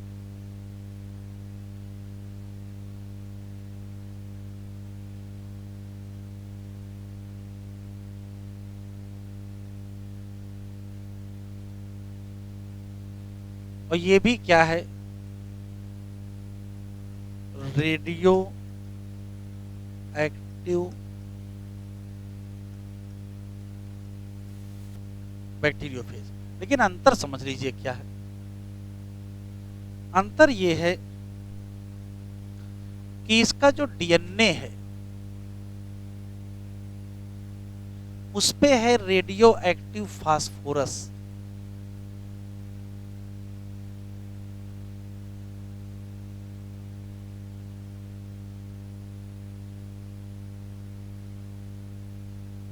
और रेडियो एक्टिव फास्फोरस था कौन सा? 32P। लेकिन इसकी जो प्रोटीन कोट है वहां नहीं है। No radioactive phosphorus. क्यों ऐसा नहीं है? क्योंकि प्रोटीन में फास्फोरस ही नहीं है, इसी नाते यहां फास्फोरस आया नहीं, तो ये रेडियो एक्टिव हुआ नहीं। अच्छा यहां देखो, यहां की स्थिति बदली है, डीएनए पे नहीं है, नो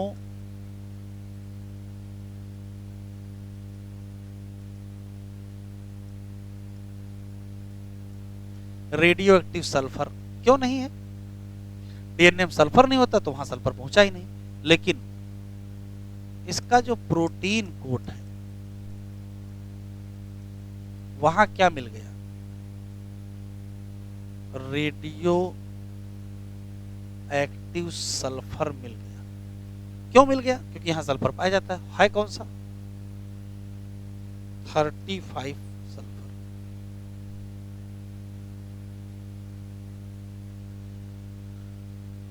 देखो इसके पास रेडियो एक्टिविटी कहां है?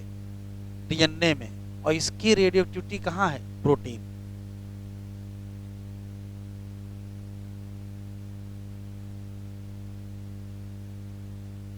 इसकी रेडियो एक्टिविटी डीएनए में है और इसकी रेडियो एक्टिविटी प्रोटीन में है। अब ये दोनों एक्सपेरिमेंट अलग अलग चलेंगे। इसका अलग एक्सपेरिमेंट चलेगा, इसका अलग एक्सपेरिमेंट चलेगा, और तब कंक्लूजन से आपको समझ में आएगा कि डीएनए ही जेनेटिक मटेरियल है। वो अगली क्लास में बताएंगे। एनसीईआरटी खोलो।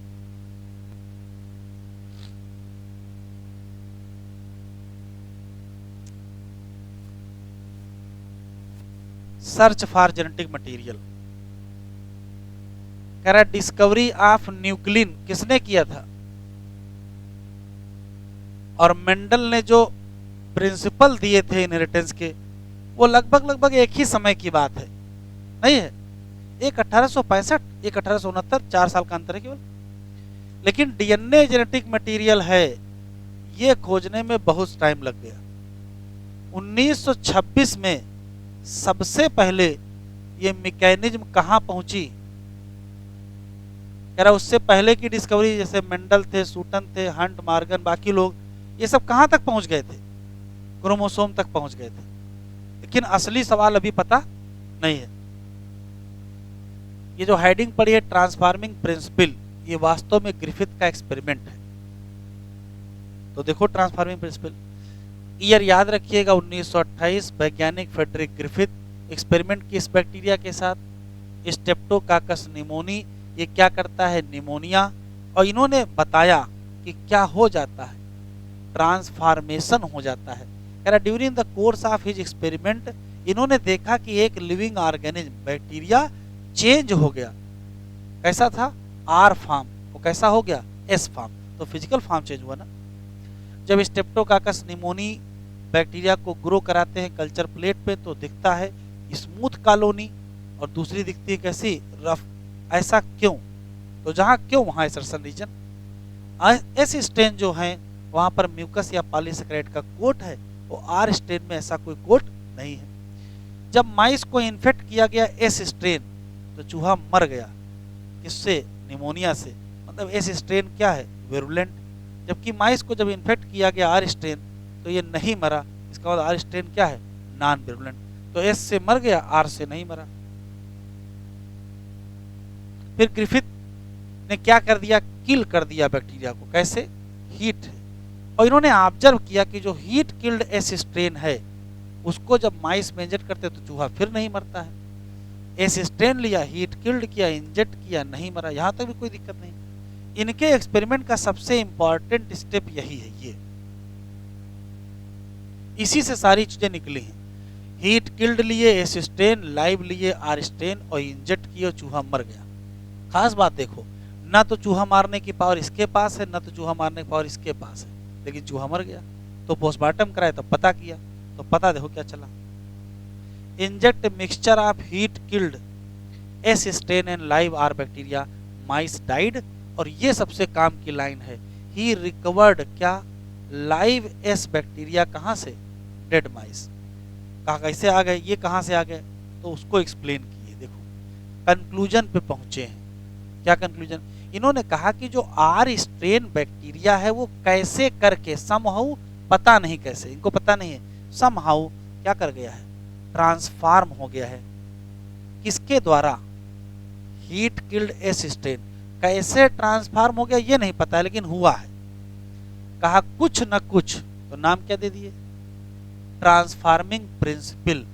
ये ट्रांसफर मतलब पास हुए, कहां से, हीट किल्ड एस स्ट्रेन से, और इन्होंने ही आर स्ट्रेन को इस लायक बनाया कि वो क्या बना सके, स्मूथ पॉलीसेकेराइड कोट बना सके और वो क्या हो जाएं, विरुलेंट हो जाएं।